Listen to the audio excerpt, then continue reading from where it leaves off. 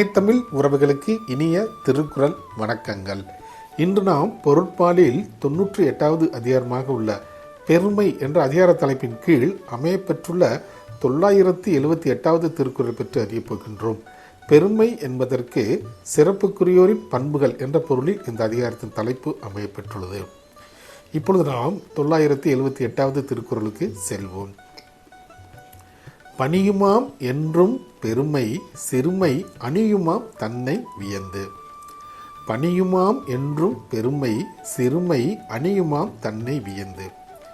இத்திருக்குறளுக்கான பொருள் என்னவென்பதை இப்போது நாம் காண்போம். பெருமைக்குரியோர்கள் எப்போதும் பணிவுடனும் சிறுமை குணம் கொண்டவர்கள் எப்போதும் தற்பெருமை கொண்டும் இருப்பார்கள் என்பது இத்திருக்குறளுக்கான பொருளாக உள்ளது.